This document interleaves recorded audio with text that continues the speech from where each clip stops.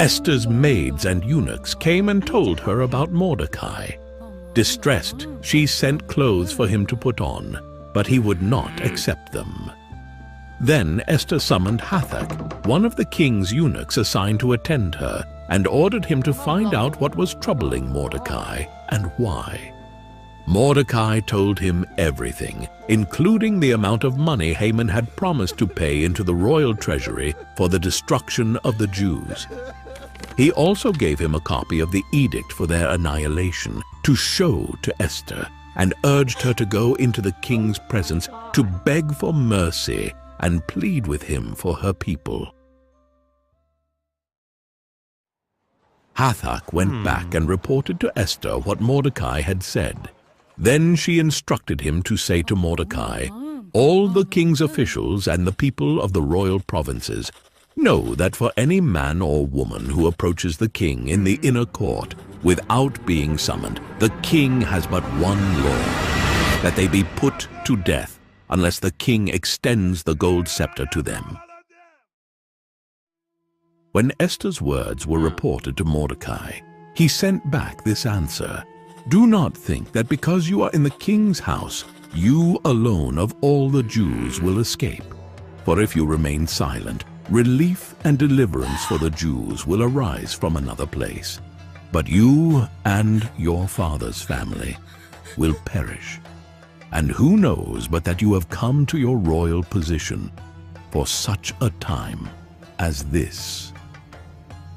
Then Esther sent this reply to Mordecai: "Go, gather together all the Jews who are in Susa and fast for me. Do not eat or drink for 3 days, night or day. I and my attendants will fast as you do. When this is done, I will go to the king, even though it is against the law. And if I perish, I perish."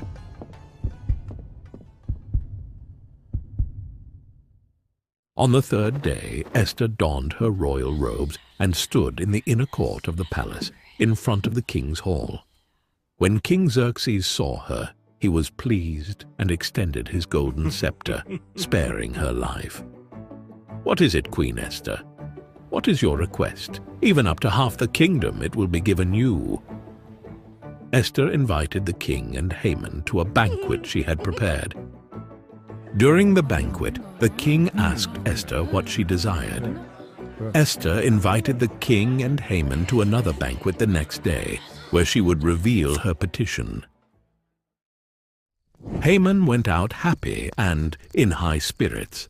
But when he saw Mordecai at the king's gate, and observed that he neither rose nor showed fear in his presence, he was filled with rage.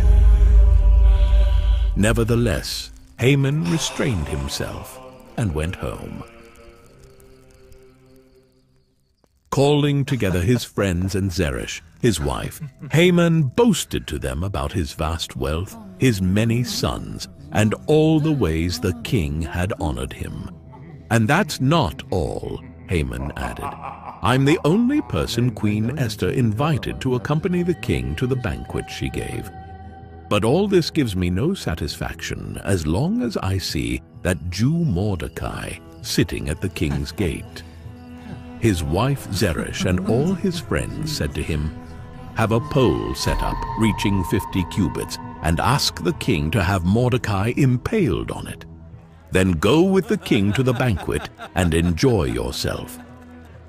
This suggestion delighted Haman, and he had the pole set up.